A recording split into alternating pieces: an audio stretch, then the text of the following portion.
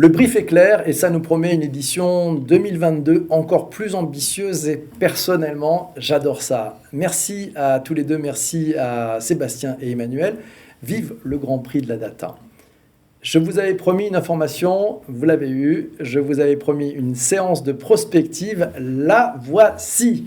Et si on imaginait ce que sera la data à l'horizon 2025. Oui, c'est juste dans 3 ans, mais on se met en prospective.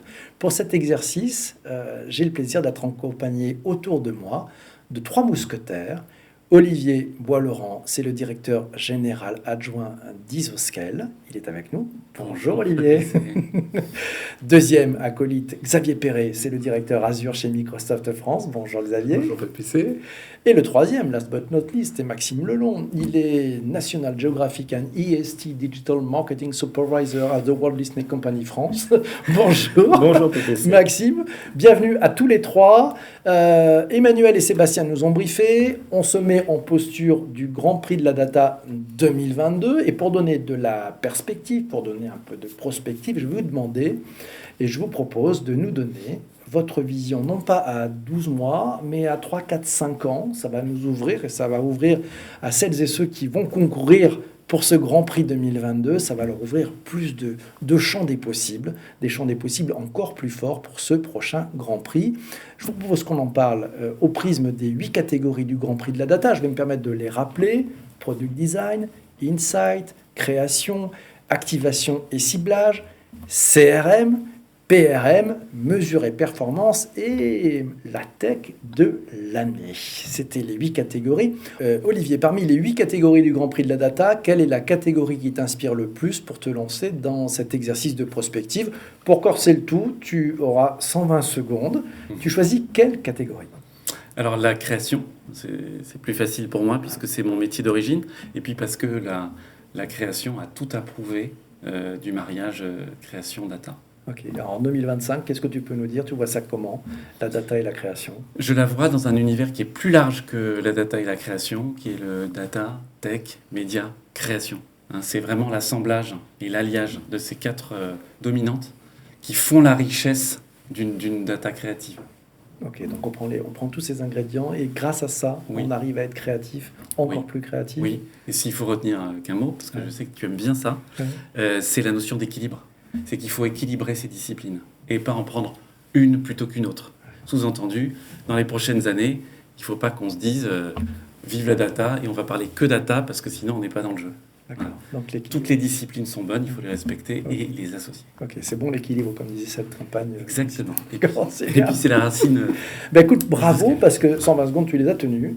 J'aimerais qu'on passe maintenant à Xavier Perret.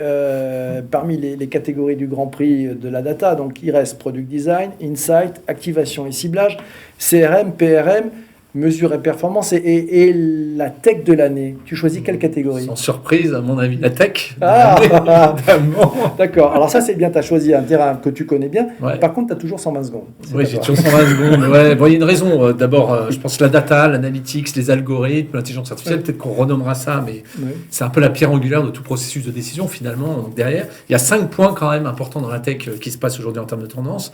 La première, c'est des data qui vont nous réconcilier, c'est-à-dire plus de silos de données. Moi, je suis quelqu'un qui est complexe, donc je veux quand même une entreprise qui interagit avec moi, quelle que soit la manière dont j'interagis avec elle. Deuxième élément, c'est des datas qui vont capter nos émotions. C'est une vraie tendance aussi. C'est-à-dire pas seulement qui je suis, mais finalement via le langage naturel, via la façon dont j'interagis, via la façon dont je raisonne, mon visage finalement se constitue. Donc ça aussi, on voit des technologies qui arrivent fortement. Troisième tendance, small data plus que big data. C'est-à-dire finalement collecter des données qui, juste l'essentiel, je suis ce que je suis, ni plus ni moins. Et donc je pense que c'est important de ne pas le collecter comme ça n'importe comment, on a une espèce de sobriété derrière.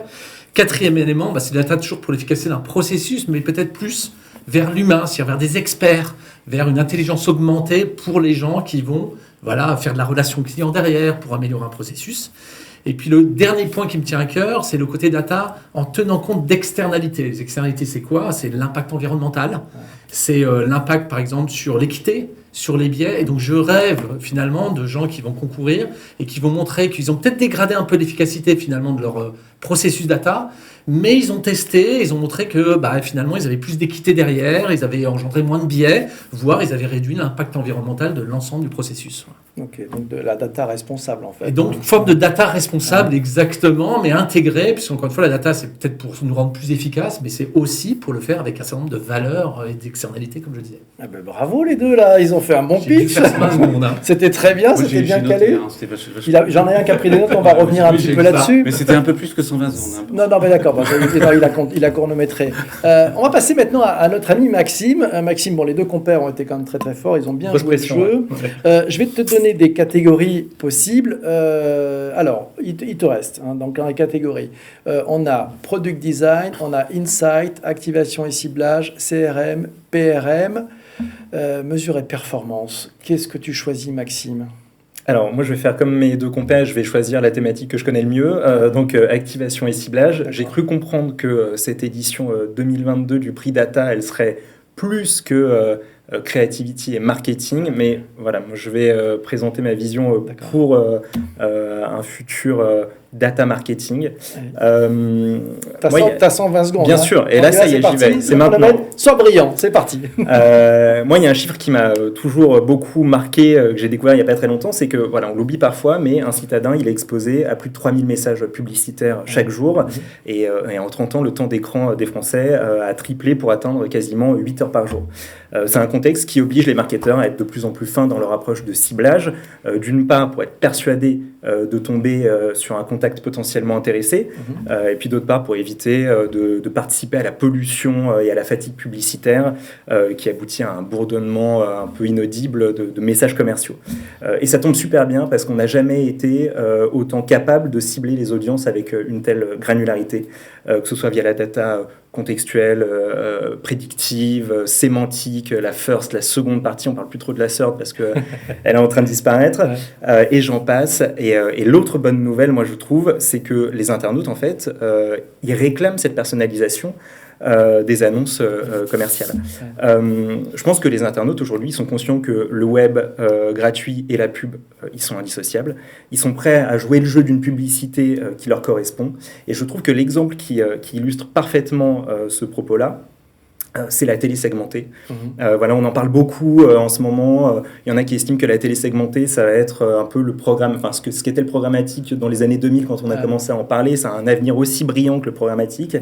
Et les opérateurs qui ont commencé à récolter les consentements pour la télé segmentée, ils parlent de 75% de taux d'acceptation, ce qui prouve vraiment qu'en fait les gens sont prêts à accepter la publicité personnalisée sur mesure. Et ça, je pense que c'est une super nouvelle pour l'intégralité de l'écosystème de la pub, quoi qu'en disent certains défenseurs d'un web gratuit et sans publicité, ce qui est malheureusement impossible, parce que je pense que dans une société de l'attention où on est exposé à des milliers de publicités chaque jour, c'est hyper important de cibler juste, non seulement nous, marketeurs, pour dépenser notre budget au mieux, mais surtout pour éviter un maximum l'exposition à des publicités non adaptées à un public qui est déjà sursollicité au quotidien.